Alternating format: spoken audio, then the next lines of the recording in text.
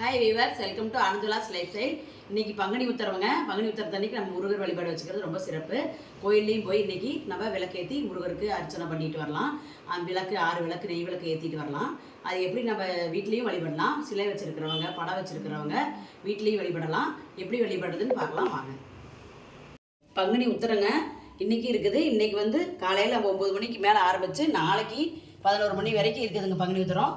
நம்ம வந்து இன்றைக்கும் கும்பிட்றவங்க கும்பிடலாம், நாளைக்கு காலையில் வெடிக்கால கும்பிட்றவங்க கும்பிடுவாங்க. நான் இன்றைக்கி கும்பிட உங்களுக்கு காட்டியிருக்கிறேன்.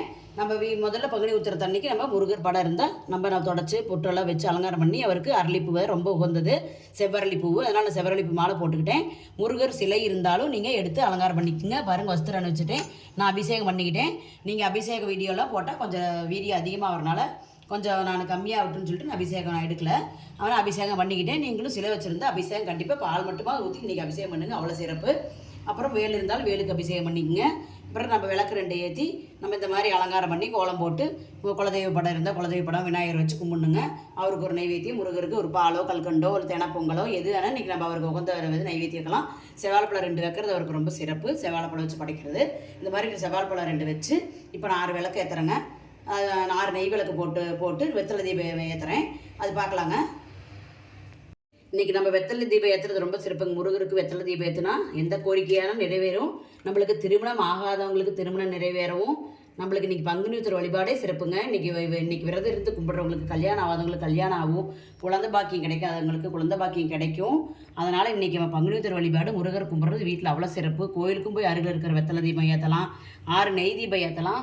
பாருங்க, இன்றைக்கி 6 நெய் தீபம் நான் இப்படி போட்டுக்குவேன். எப்போவுமே உத்திரத்தன்னைக்கும் சஷ்டி அன்னைக்கு கிருத்திகை அன்னைக்கு நாம் இந்த மாதிரி வீட்டில் நெய் விளக்கு 6 மண் அகல் விளக்கில் போட்டு சிகப்பு திரி போட்டு ஏற்றுறது ரொம்ப சிறப்பு.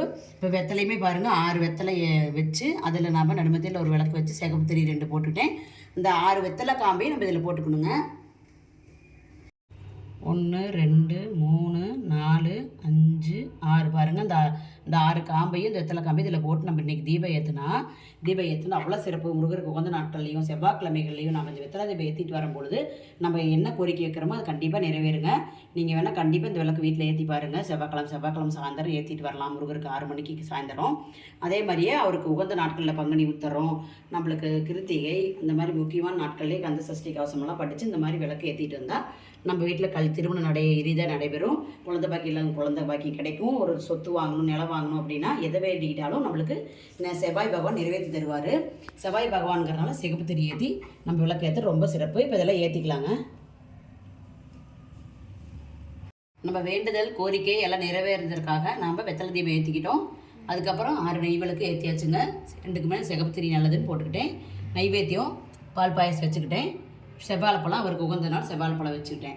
நம்ம வஸ்திரம் அணிவிக்கிறதுக்காக நான் பஞ்சு திரி இந்த பஞ்சு மாலை போட்டாச்சு, வஸ்திர மாலை. அதுக்கப்புறம் நம்ம இனிமேல் படைக்க வேண்டியதாங்க. நம்ம முருகருடைய மூலமந்திரம் சொல்லலாம், கந்த சஷ்டி கவசம் படிக்கலாம், கந்தகுரு கவசம் படிக்கலாம், திருப்புகள் பாடலாம். அவருக்கு இன்றைக்கி ஓம் ரீங் சரவண பவ சொல்லலாம், ஓம் சரவண பவ சொல்லலாம். இதெல்லாம் 108 தடவை நம்ம சொல்லிக்கலாம். எந்த மந்திரம் சொன்னாலும் இன்றைக்கி அவ்வளோ கோரிக்கை ரொம்ப முருகருக்கு உகந்த நாளுங்கிறனால இன்றைக்கி அவருடைய மந்திர பாட்டுக்கள் பாடி நம்ம என்ன கோரிக்கைன்னு நிறைவேற்றிக்கலாம். முருகத்தில் கலியுக தெய்வமே அவர் தாங்க. அவருக்கு என்ன வேண்டாலும் அவளுக்கு நடத்தி கொடுப்பாரு. பங்குனி உத்திரத்தன்னைக்கு நம்ம காலையில் எழுந்து விரதம் இருக்கலாம். நம்ம இந்த முருகருக்கு தான் உகந்த நாளுங்கிறத விட மகாலட்சுமிக்கு இன்றைக்கி உகந்த நாள் தாங்க. சிவபெருமானுக்கு உகந்த நாள். எந்த தெய்வத்தை விருப்பமான தெய்வத்தை கூட இன்றைக்கி நம்ம விரதம் இருந்து வழிபடலாம். ரொம்ப இப்படி அப்படி நீங்கள் வழிபட்டீங்கன்னா கணவன் மனைவி ஒற்றுமை ஏற்படும். நம்மளுக்கு பிரிந்த தம்பதிகள் கூட ஒன்று சேருவாங்க. திருமணம் ஆவாதவங்களுக்கு திருமணம் நடக்கும். அவங்களோட விருப்பம் போல மன வாழ்க்கை அமையும். தெய்வ அருளால் நம்ம இந்த பிறப்பு இறப்பில் இருந்து விடுபட்டு நம்ம நற்கதி அடைய முடியுங்க. நம்ம நோய்களெல்லாம் நீங்கும். நம்ம குழந்தை செல்வங்கள் நல்ல செல்வங்களாக அமையும். செல்வ வளமும் மகிழ்ச்சியும் ஏற்படும். வாழ்வில் நம்மள அனைத்து பிரச்சனைகளையும் நீங்குங்க இன்றைக்கி நம்ம இந்த மாதிரி நம்ம முருகர் வழிபடுறது. அதனால் எப்பவும் போல் விநாயகர் ஃபஸ்ட்டு முதல்ல நம்ம வழிபடணும். விநாயகரை கும்பிட்டுட்டு நம்ம குலதெய்வத்தையும் நம்ம வேண்டிக்கிட்டு குலதெய்வத்தையும் மனசில் நினச்சி கும்பிட்டுட்டு அதுக்கப்புறம் நம்ம முருகருடைய மந்திரங்கள் எல்லாம் படித்து பூஜை பண்ணிக்கலாம். என்னுடைய முதல் பூஜையை போய் பார்த்தீங்கன்னா தெரியும். முதல்ல நம்ம ஓம் சுக்லாம்பரதரம் சொல்லிவிட்டு அதுக்கப்புறமேட்டு விநாயகர் குலதெய்வம் அங்காளபரமேஸ்வரி உங்கள் என்ன குலதெய்வமோ உங்கள் பேர் குலதெய்வத்தை வணங்கிட்டு அதுக்கப்புறம் நம்ம முருகர் மந்திரம்லாம் பாடிக்கலாங்க. அவ்வளோதாங்க. இப்போ தூப தீபம் காட்டி நைவேத்தியம் காட்டினா நம்மளுக்கு நம்ம பூஜை முடிஞ்சுதுங்க. பூஜை நிறைவேறியது. அதனால் இந்த மாதிரி பண்ணிக்கோங்க. என்னுடைய முன்னாடி பூஜையில் பார்த்தீங்கன்னா உங்களுக்கு எப்படி நான் படைச்சிருக்கேங்கிறது தெரியும். நம்ம இந்த விளக்குக்குமே எப்போவுமே நம்ம விளக்கு வந்து கும்பிடும்போது தீபஞ்சோதி பரபிரம்ம சுரூபிணி நமகன் விளக்குக்கு அச்சதை நம்ம ஆரம்பிக்கக்குள்ள அச்சதை சமர்ப்பிச்சுக்கணுங்க. விளக்குக்கு கண்டிப்பாக அச்சதை வைக்கிறது ரொம்ப ரொம்ப சிறப்பு. இப்படி அச்சதை 2 போட்டாலும் ரொம்ப சிறப்பு. பச்சை கற்பூரம், ஜவ்வாது எல்லாமே நான் போட்டுக்கிட்டேங்க. அச்சதை 2 அச்சதை கண்டிப்பாக எல்லாத்துக்குமே போட்டுருங்க. அச்சதை சேர்த்து தீபஞ்சோதி பரபிரம சொரூபிணியை நம்ம விளக்க நமஸ்கரிக்கணும். அதே மாதிரியே விளக்கையும் நமஸ்கரித்து நம்ம முருகர் பூஜை பண்ணிக்கலாம். எல்லா மந்திரமும் பாடுங்க, கோரிக்கை கண்டிப்பாக நிறைவேறும். நான் மூல மந்திரம் மட்டும் உங்களுக்கு படித்து காட்டுறேன். ஓம் சௌம் சரவண பவ ஸ்ரீம் ஹ்ரீம் க்ளீம் க்ளௌம் சௌம் நமக. இதுதாங்க மூலமந்திரம். இது 108 தடவை படிக்கலாம், 1008 தடவை படிக்கலாம், நம்ம 10,008 தடவை படிக்கலாம். அந்த மாதிரி நீங்கள் உருவ ஏற்ற முருகருடைய மூலமந்திரம் படிக்க இப்போ இந்த உலகமே நம்மளுக்கு வசியமாகுங்க.